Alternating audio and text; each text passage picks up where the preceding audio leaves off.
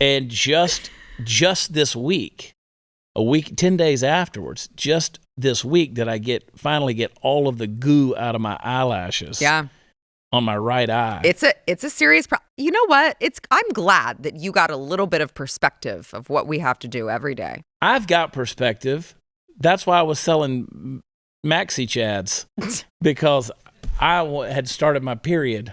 No, you didn't. No, I didn't. If you're bleeding down there, you need to go to the doctor. I just sneezed like a woman. How about that?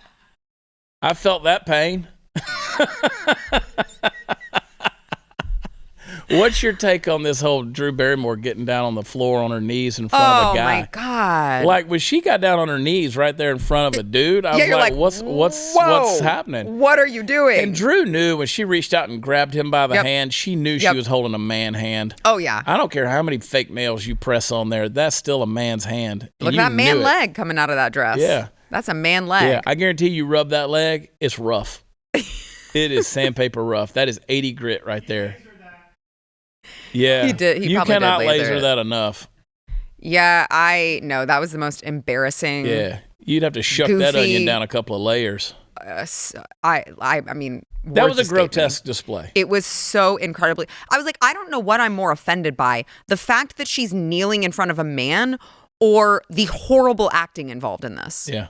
It was so over the top. Oh, it's like I said on my show Monday or Tuesday. I was like, it's totally scripted. Yes. The whole thing. They planned the whole thing. Yes. Out. Okay, I'm going to do this. We're going to, and they had her dressed like a man and him dressed like a woman.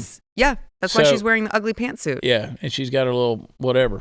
And she's going to get down and do that whole thing. And it's like, you've had this so much longer than I have. Yeah. You tell me. I want to hear from you. And if you watch that clip long enough, when Dylan's trying to explain himself on something, she totally interrupts him and says, "Oh, by the way, thank you." Like I forgot to thank the audience for being so warm and accepting. Thank you so much for your support. Yeah, and it totally interrupted the profound point that this he was trying to make. I don't think Drew Barrymore cares about trans joy. She doesn't care about it. I heard it from Dylan Mulvaney on her show. Trans joy. That's what he Dylan said. He's going to spread. He was trying to spread trans joy, and she interrupted him. She's a transphobe. She doesn't care about trans joy. She's a transphobe, and gave no credit whatsoever to his chosen family. Yeah, none. So I don't. The chosen family was obviously the people who have Dylan in the puppet hold right there. People who are scripting and running this whole charade behind the deal.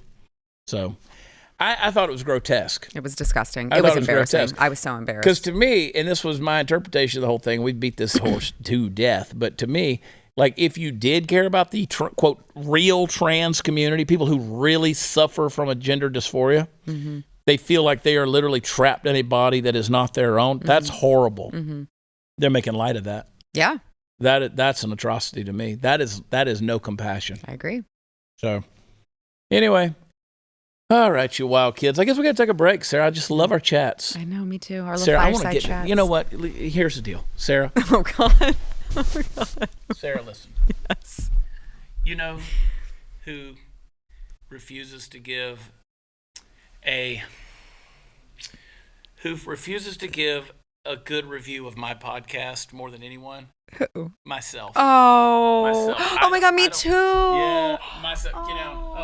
Listen, tell me, and you've been in the podcasting game for a long time too. So, I want us to talk about how we can be better encouragers of one another, and and by the way, those of you watching right now with the camera, thank you so much for just the approval and the acceptance, and thank you for loving me when I was a woman last week. Yes. Thank you for just embracing my inner glow. And I am listen, the Blaze family, they are my chosen family. And I just want to bring Blaze joy to everybody. So, oh my God. Okay. Love y'all. Hang tight, everybody. We'll be right back.